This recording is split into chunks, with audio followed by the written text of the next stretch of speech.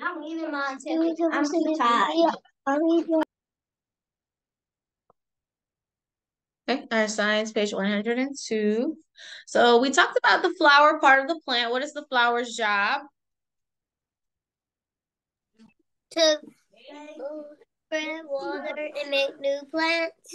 Yes, to make seeds so that we can make new plants. Yes, that's the flower's job. Excuse me, to make new seeds.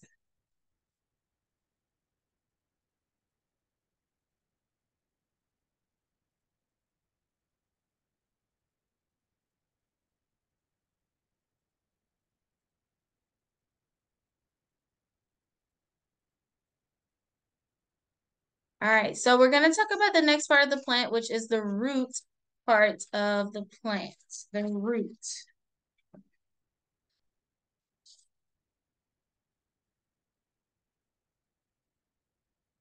All right, so roots. Roots are not very pretty, but they have a very big job. So the root part of the plant is usually the part that we cannot see. The root is the part that is in the ground. So you'll usually plant the seed and the root will start to make its way, digging its way in the ground. And eventually the root will sprout out and then that's where the rest of the plant comes from. But the root is usually the part that we don't see. That's the hidden part of the plant. It's hid in the ground. Okay? They have a very important job, and the most important job for the root is to drink in water and minerals from the soil. So when you plant that bean or that seed, whatever it is that you're planting, the roots will start to grow, and the job of the root is to drink water and minerals from the ground. So you might say, how is that possible? Well, whenever it rains and things like that, the water stays inside of the ground for some time. And so the roots that are inside of the ground, they are able to get water and minerals from all of that, all of the soil. That's what they're able to get it from the soil. Okay, the soil is the dirt. Soil is dirt. Same thing. Okay, and the root's job is also to hold the plant in the ground, right? If there's no roots, the plant will not be able to stay in the ground, right? If the wind blows too hard, the flower is going to fall apart. But the roots hold that plant in the ground. That's why you're able to see plants standing straight up because those roots are strong in the ground. So we do eat some roots of some plants, like a turnip, if you eat turnips, if you eat radishes, carrots, or beets. These are all examples of roots. That part, if you look at the carrot, you see how the carrot that we usually eat, the carrot is actually inside of the ground. That's where the carrot is. It's in the ground. And so you usually pull it out of the ground, and that's, the part of the carrot. So these are examples of roots: turnips, radishes, beets, and carrots. These are all examples of roots that we can eat. The job of the root is to drink mineral and water from the soil to give it to other parts of the plant so that the plant can continue to grow. Also, the job of the root is to hold the plant in the ground. Okay? So it's hidden. We don't see the root by looking at the plant. You usually have to pull the plant out to see the root, but the root is there. The plant is standing up strong. Those roots are in the ground and they did the job they were supposed to do. That's why the plant was able to grow. Let's look at 103. So plants are so important to our lives that God made ways for them to grow. Do you know that a plant will grow from a seed? And then do you know that you can grow a new plant from part of a root, which is true. So like a turnip, for example, or a carrot, you can take a part of that, plant that in the ground, and other plants can grow from that root as well. So if you got carrots or anything, try to plant some and maybe, just maybe, it'll work. Okay? All right, let's go to the next part of a plant, which is the stem. Page 104, stems. 104. So we have the root. So once the root starts to grow and push out of the ground, the stem part of the plant will start to grow. A stem has long tubes inside of it. Stems move water up the tubes from the roots to the leaves. And we also eat some stems. So the stem acts like a straw, right? You know how when you have a straw, you put it inside your cup to drink up whatever is in the cup? Well, a stem is that same way. So remember, the root's job is to drink water and minerals from the soil, the stem is connected to the root, and the stem will then suck up the water that the root took in, and it will pass the water to other parts of the plant, particularly the leaves, so that the leaves can also grow. So a stem is sort of like a straw. It will suck up water to pass it to other parts of the plant. It takes the water from the roots and gives the water to the leaves, part of the plant. Some stems we eat are celery. Have you ever had celery before? Yep, or asparagus. These are examples of some stems, asparagus and celery. They're the stem part of the plant. Okay, and let's look at 105. Let's discuss the leaves part of the plant.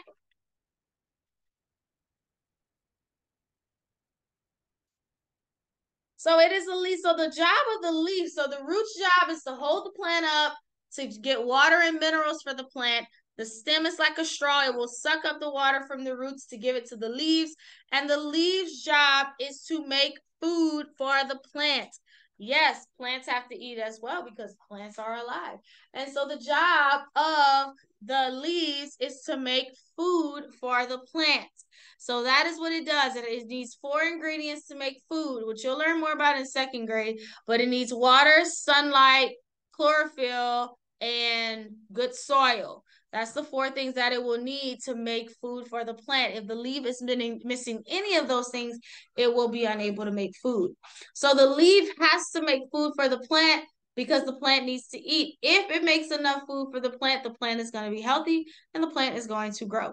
We do eat some leaves like spinach, cabbage, lettuce. These are examples of some leaves that we eat. If you ever ate spinach before, if you ever ate cabbage before, or lettuce, which I'm sure most of the time we eat lettuce on a sandwich or something, right? Those are examples of leaves. Those are the leaves part of the plant that we eat. And the leaves' job is to make food for the plants. So that's the other 3 parts of the plant and all their purposes and their job. So we said the flower will make seeds. Then we have the root. The root will then suck up water and minerals from the soil, and it will also hold the plant in the ground. And then we have the stem. The stem's job is to act like a straw where it sucks up the water to give to the leaves. And the leaves' job of the plant is to make food for the plants. So that's the 4 parts of the plant and why each part is important and the purpose of each part. Each part has to do their job in order for the plant to survive. If any part of the plant is off, guess what? Then the plant is not going to be able to grow. Okay? So that's our science. Tomorrow we'll do those other pages in the book. Tomorrow we'll finish a chapter, but today I just wanted to go into the lesson of each part of the plant. Okay? All right, so that's your science, guys. Let's go ahead and move on to our social studies lesson.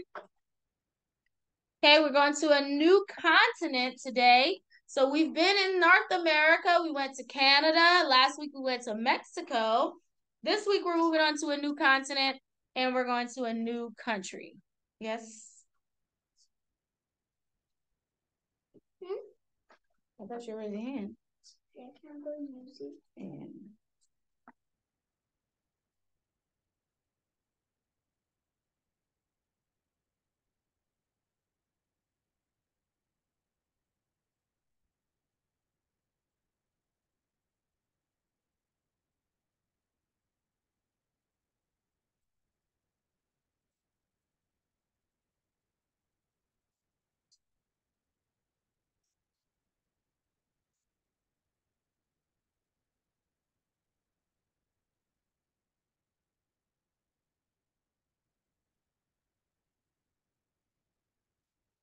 All right.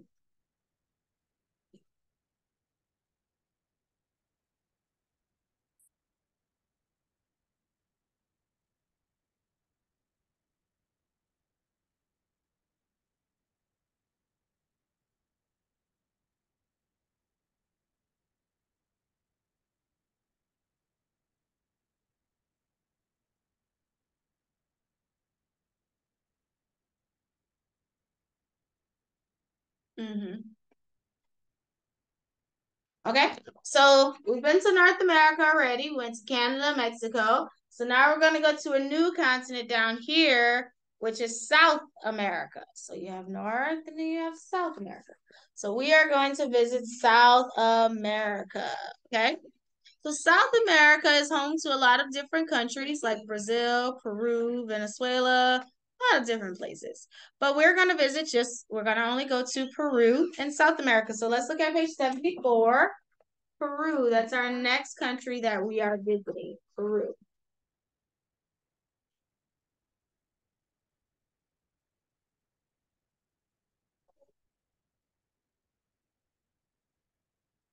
Okay, so Peru, so this is the continent map, South America, and this is the breakdown of all the countries. So you have all these countries, and Peru is right here. This is Peru. Brazil is the largest, obviously. Argentina, like I said, Ecuador, Venezuela, Bolivia, Paraguay, Chile, a lot of different countries, but we're going to Peru. All right, so let's talk about Peru. So in Peru, a lot of the people are farmers because there's a lot of farmland in Peru. A lot of the people are farmers. They work on farms, planting different crops, things like that. We like to eat some of the food that the farmers will grow in Peru. They grow cotton, for example. We make a lot of clothing from cotton. They also they also plant a lot of potatoes. They have so many different varieties of potatoes in Peru. If you like potatoes, if you like fries, mashed potatoes, all of those things, that's made from potatoes. And so in Peru, they have so many different colors and so many different kinds of potatoes. They have over like 3,000 varieties of potatoes that you could find in Peru alone. And so some of them are like purple, like a gumdrop, and some of them are like red, like cherries. So it's just so many different kinds of potatoes that they grow in Peru. They also grow coffee beans. So if you like coffee, there's a lot of Peruvian coffee beans that you could get to make lots of different types of coffee. They also grow bananas and tomatoes. So these are different types of things that you will find planted, and plantains as well are also a plant that they plant in Peru.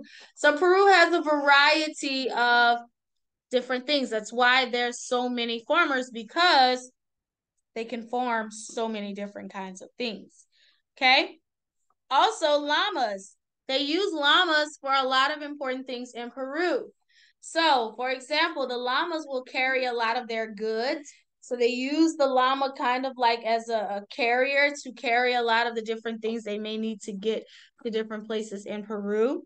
And so some of the women will use the fur, the wool of a llama to make different clothing, and very brightly colored clothing, as you can see here on the picture. See how she's wearing the brightly colored clothing that's made from the wool of a llama. So llamas are important in Peru because the llama not only helps them carry things, but the llama is also useful to make clothing from the wool of the llama.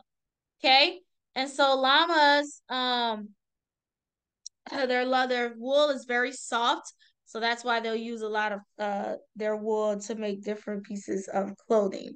And so they'll make different things. As you can see, it looks like she's making like a blanket or something, but she has on a hat. And okay, the people from Peru are called the Peruvian people. Peruvian because they're from Peru. Peruvian, Peru. See, same thing. Okay. And so soccer is a popular sport in Peru. They love to play soccer in Peru. All right. And on 75, a very popular pet that they sell in the market is a parrot. So if you ever heard of a parrot before, that's a parrot picture here on 75. Parrots are sold in a lot of the markets in Peru, and a lot of people have parrots as a pet because it's a bird that's common in Peru. You can see parrots all over Peru, and because of that, they usually sell them, because they're everywhere, literally. Okay. So this is Peru. So Peru is on the bottom half of the world here. As you can see, we talked about it, it's right here. Okay, it's near what's called the equator. The equator is like a warm place. All countries that are near the equator, this is the equator. So the equator is like an imaginary line that splits the world in half. sort of. And all of the countries that are near the equator are warm. So they're going to be very warm. That's why if you ever go like to any of the islands at any time of the year, it's going to be warm every single time. And even in the winter, it'll be warm. Any place that is near the equator is going to be warm. And so Peru is near the equator, so that means it's very warm in Peru. Okay?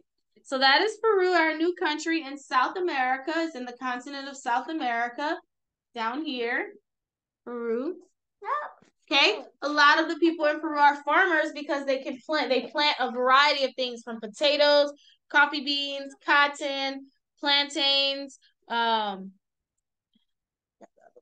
tomatoes, they plant a lot of different things in Peru, and so a lot of people are farmers. Llamas are important to the people in Peru because the llamas carry a lot of their things, and also the llamas, they make clothing, brightly colored clothing from their wool, and a popular pet you would find in Peru are parrots.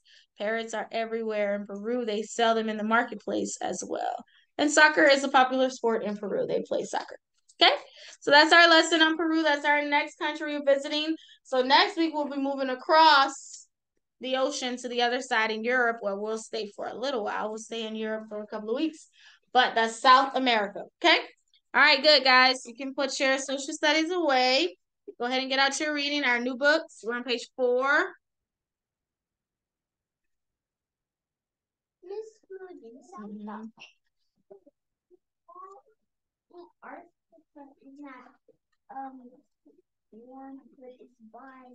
It's not. It's way on the bottom.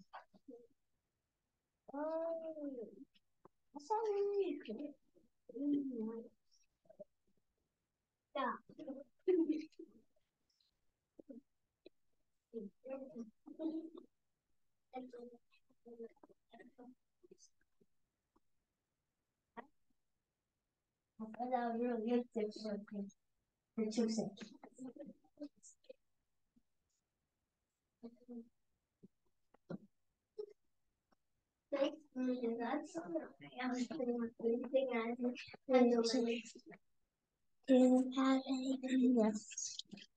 You did the worksheets? You did the spelling and phonics and language? Okay, that was it.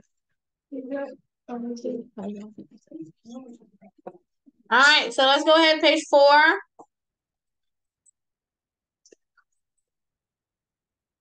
Let's go to 5. The Fox and the Lion. Why is it Russia? That's Russia. It's a country. All right, page 5, The Fox and the Lion. Okay, Asa?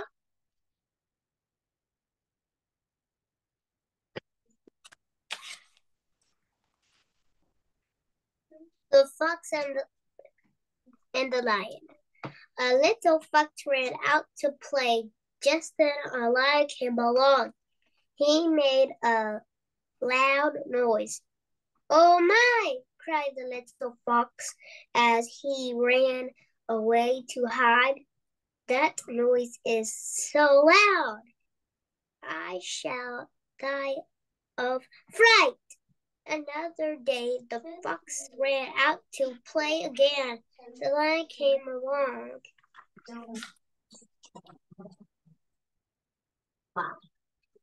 Okay. All right, so we're introduced to the fox and the lion. So a little fox comes out to play, right? And then all of a sudden, what does he hear? A loud noise, and it turned out to be a lion making a really loud sound. And so the fox kind of looks and he's like, "Oh my, that's very scary." Right? So the next day comes, what does the lion do again? Makes that loud sound again. All right, next page. Micah.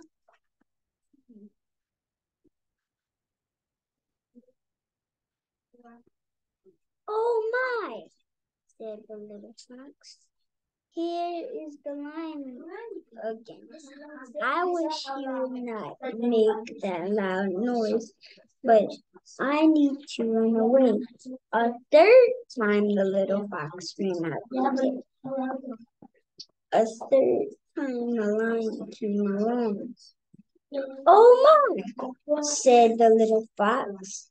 "The lion has come again. Mr. Lion, why do you roar at me?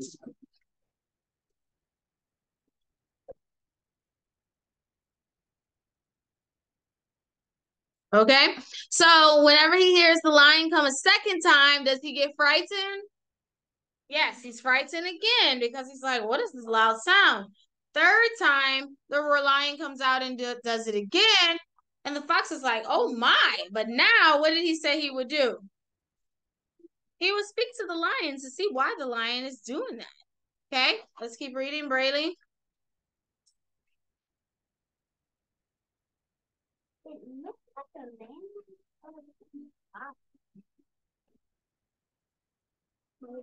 Oh my, said the little fox.